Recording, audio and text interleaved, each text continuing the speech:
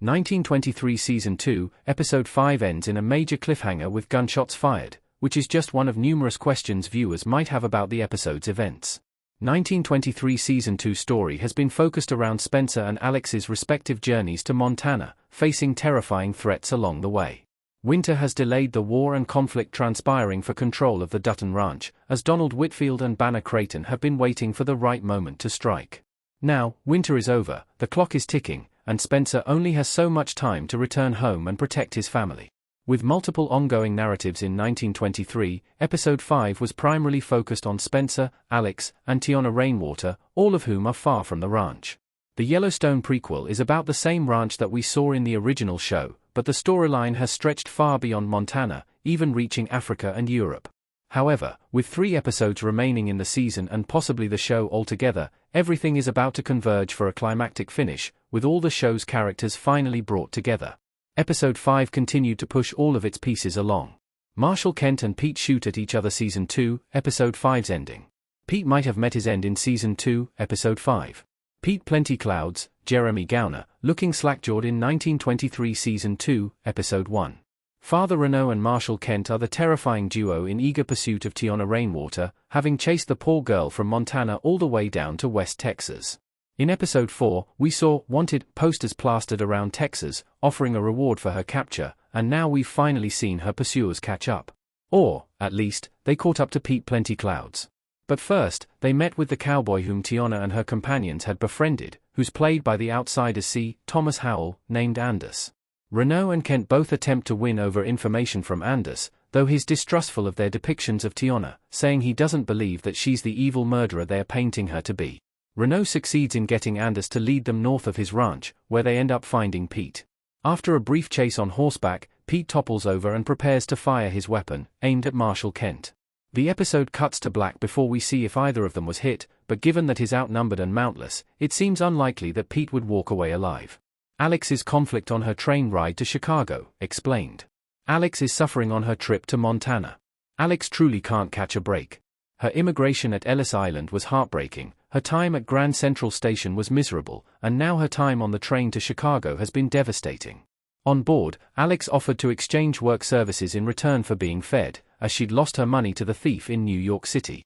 She runs into some trouble when one of the passengers sexually assaults her, forcing her to touch him after she spills coffee on his lap and touching her as she pours him coffee the next day. The man's disturbing actions will likely perpetuate the show's criticism for continuously abusing Alex.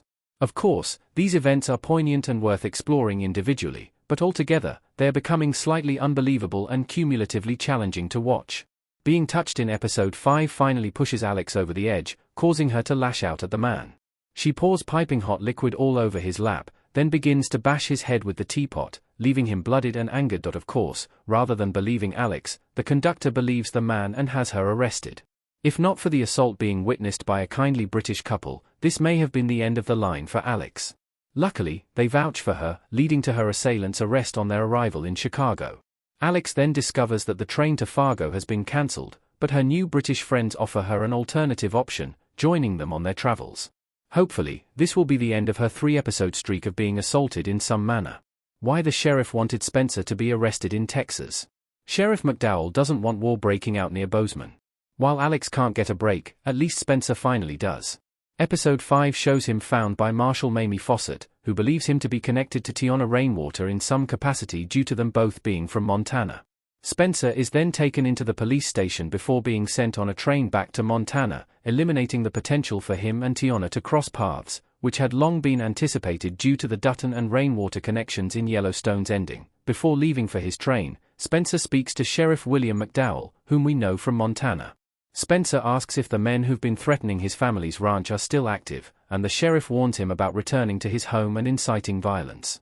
Spencer doesn't yield, which leads McDowell to prompt Fawcett to arrest him. However, Marshal Fawcett states that she won't arrest Spencer for crimes he has yet to commit.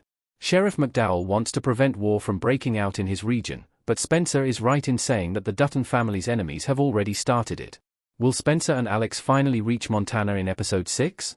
There are only 3 episodes left in the season. A 1923 Season 2 Alex Dutton fan theory isn't backed up by Taylor Sheridan's story custom image by Simone Ashmore. The big question viewers will continue to have after 1923 Season 2, Episode 5, is when the duo will finally reunite in Montana. Their chemistry was one of the most enjoyable parts of Season 1, and audiences have been without it for the entirety of Season 2. If the show is still planned to end after Season 2, there are, at most, 3 episodes left to see them together. Sure, it might feel more earned, given all that they've been through, but the delays are beginning to feel more like needless stalling instead of an arduous journey. At the rate they've been traveling, both of them reaching Montana in Episode 6 seems unlikely. Alex is still in Chicago and has no method of transportation that can bring her that far west. Spencer is on a train, so he's the more likely one to arrive in the next episode. This could mean kicking off the conflict almost immediately, meaning that Alex's arrival in Montana would find her seeing it for the first time as a war zone. With 3 episodes to go, it will be interesting to see how 1923 pans out.